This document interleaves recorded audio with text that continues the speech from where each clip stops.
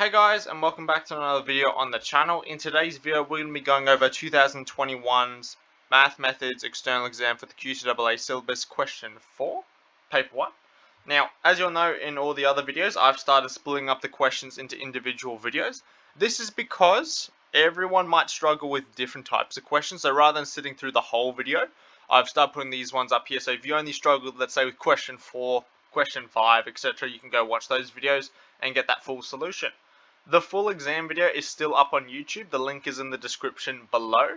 I've also made a custom external exam bundle that's in the link in the description below. So go check that out if you need an extra resource for math methods.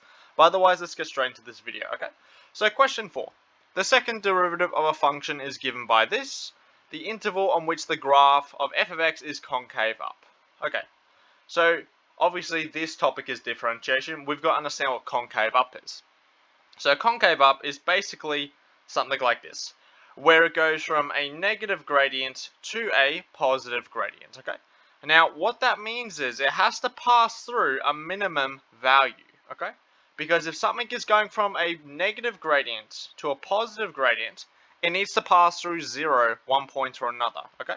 So straight away, when they say concave up, this picture should be in your mind when you're thinking of it, okay?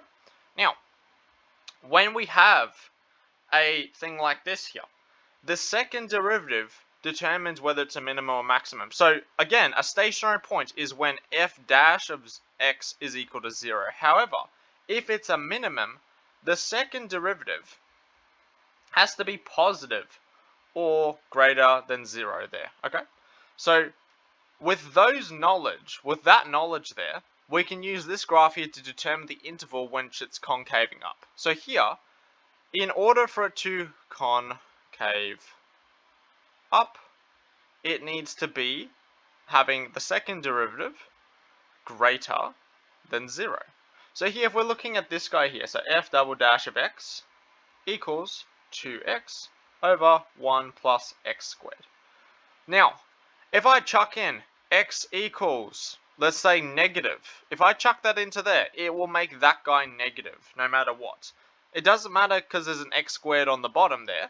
Because there's an x on the top, that will always be negative. You have a negative over a positive, which would overall be negative. So therefore, in order to satisfy the condition, x cannot be negative for this situation here, okay?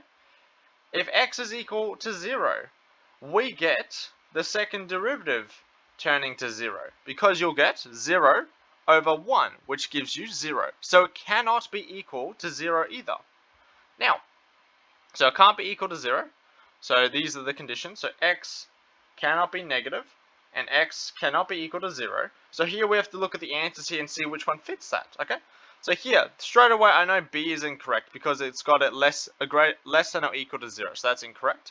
Here, they've got x is greater than 0. That could work. That one won't work because it's equal to 0, and this one here is negative, therefore that can't work there. So the only possible answer is this guy here. Let's understand as well why that's the only possible answer. So here, concave up means the second derivative is positive, okay? Now, they're only saying the interval here. So, if I chuck in x equals positive, if I chuck that into there, the second derivative is going to be positive, meaning it is going through a concave up, because if we were to think of it like this, if we have a max or a min, this would be when the second derivative is equal to 0. From that point onwards, the second derivative is negative. Beforehand, the second derivative here would be negative. So C is the only correct answer with this one here. If you got this question wrong, you need to study differentiation, not just the calculator stuff. You need to study the conceptual stuff here, okay? I didn't do any calculating here. I did a lot of conceptual stuff here. So you need to study concave up particularly, and you need to study the graphs of a derivative. If you need the full exam video, link is in the description below. If you need an exam bundle pack, the link is also in the description below. Go check that out, okay? But otherwise, I'll see you in the next video.